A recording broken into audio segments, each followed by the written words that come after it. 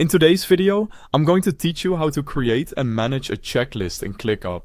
If you want a simple way to track smaller action items inside a task, using a checklist is a great option. It helps break work into clear, manageable pieces, keeps everyone aligned, and makes it easier to see progress at a glance. To get started, open ClickUp and select the task where you want to create your checklist. This is important because checklists live inside individual tasks, so you'll want to make sure you're working in the correct one before adding anything. Once you're inside the task, scroll until you find the Action Items section. This is where ClickUp lets you organize smaller to-dos connected to that task. When you see it, click Checklist to begin creating one.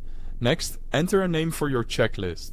Choose a title that clearly describes what the checklist is for, so it's easy to recognize later. A clear name is especially helpful if a task contains more than one checklist or if multiple people are collaborating on the same work. After naming it, type your first checklist item. Keep each item short and specific so it's easy to understand what needs to be done. The more precise the wording, the easier it will be for you or your team to take action without confusion. When the first item is ready, press enter to add it to the checklist. Then continue entering each checklist item one by one. This is a good time to think through the task carefully and include every important action so nothing gets missed. Checklists work best when each item represents one clear, complete step. If you need to change the sequence, simply drag the items into the required order. Rearranging them can help reflect the actual workflow, especially if some actions need to happen before others.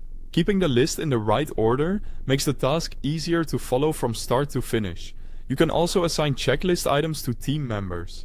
This is useful when several people are involved because it makes ownership clear and helps avoid duplicated effort. Assigning items directly in the checklist can make collaboration much smoother. As work gets completed, click the checkbox beside an item to mark it done. This gives you a quick visual update on progress and helps everyone see what's finished and what still needs attention. That's how to create and manage a checklist in ClickUp. Thanks for watching.